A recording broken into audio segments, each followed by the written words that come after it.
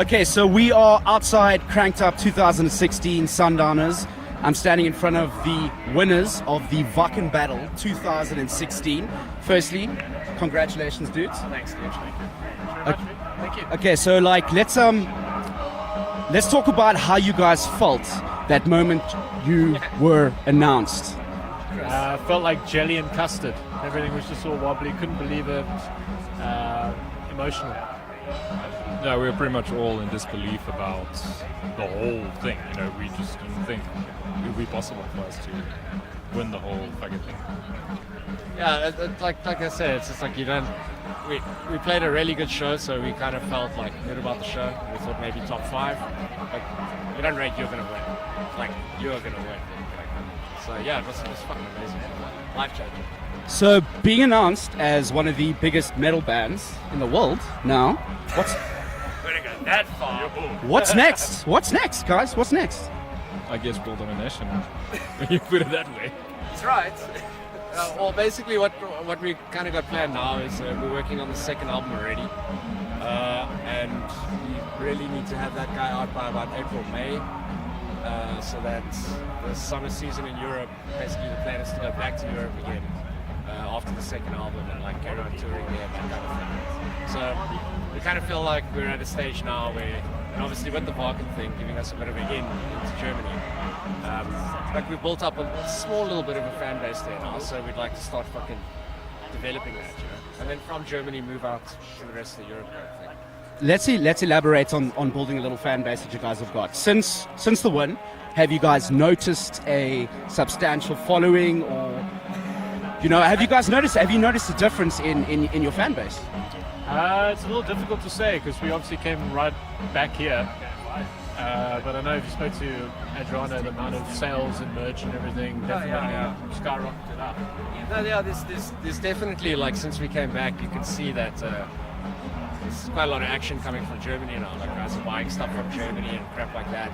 You can see the stats online with social media and stuff. So I think, in terms of that, it definitely has overseas and that. But in South Africa, I don't think too much of a difference because before we left for WACKEN, we had already sort of established ourselves as sort of, I guess, a big metal band in South Africa. And so when we came back, I don't know, maybe if anything I noticed is maybe just some of the non-believers were maybe just quiet. Like, that was about it. So you shut guys up. Yeah, pretty much. Okay, cool, guys. What do you think your win at WACKEN means for the South African metal scene? And the WACKEN battle in general. Yes. Are we going to harmonize on this? I just think it means that there's a bit of hope for everyone. Yeah, everyone was like, we're all down at the bottom of the planet. Yeah, we play metal. We send a band up there just because we can. But now we actually went and won the whole fucking thing. So I think for bands who are looking for the future, it means that, if you're good enough and you've got it and you've giving it your all, you do have a chance to make waves. I mean, just because they're in Germany or in Europe or America doesn't mean that they're better than us. Not at all. We've got a lot of talent in here. It's just whether you can put it all together in a great package and do it live and you've got a new thing going, then it doesn't matter where you come from. You can go make it. Doesn't matter. Cool. Guys, being part of quite a few big bands in South Africa, I mean, each one of you guys are part of something, or on your side, you were part of something else.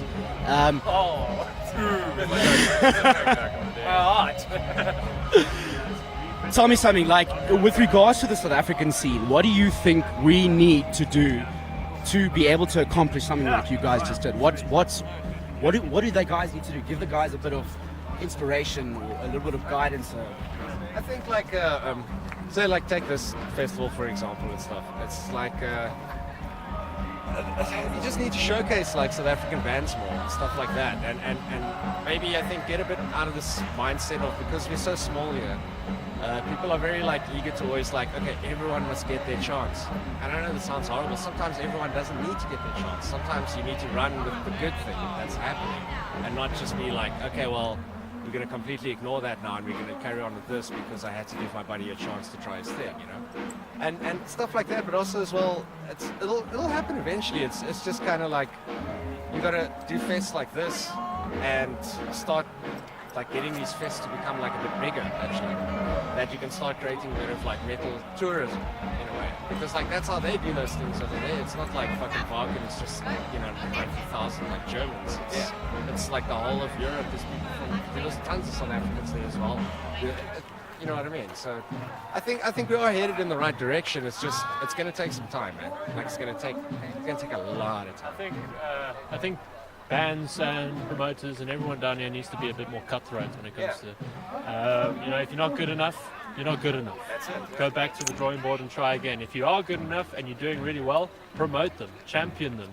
You know, they're your Springboks, you know, go and push them, not just like, cool, yeah, they've done that now, you've had your chance, it's their turn now. It doesn't work like that in the rest of the world, so why should it work like that? It's the entertainment industry.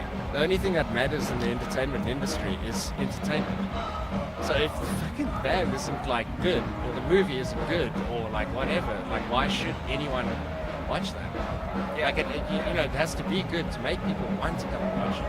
Like, and that's kind of the approach we always took, was if we ever sort of took a bit of a misstep with the band, we didn't go like, oh well fuck, why don't you guys support the scene anymore, why don't you do this, why don't you do that, and essentially moaning at your customer base. We just sort of looked at it from the outside and we went like, okay, well what can we do to make those people want to come, like to make those people want to, you know, to turn them into zombie fans, you know, like, and so I think that's pretty, you know, it's sort your own shit out. Don't like always be looking for the excuse. Yeah, for the excuse. Yeah. So pretty much just knuckle up, work hard, and make stuff happen. Take some constructive criticism. Yeah. That's it. And then cheap money. Okay, so finally we've got a question from Sash. We would like to know about G Money. Tell us about G Money, Gab. I don't really know much about him. I've never met him. Yeah, it's kind of like an autopilot thing for me. So you know, once the alcohol gets to a certain level, he takes over, and I check out. So that's G-Money. You know. Maybe you get to see him. You get to see him later tonight. Then you know, ask him a couple of questions. But I don't know. Okay, well I'm gonna ask one more question, and I'm gonna ask Chris because he jumped in. Chris, can you tell us a story about G Money? Jeez, I've got lots of. Which one can you? Well, there's one from Wacken.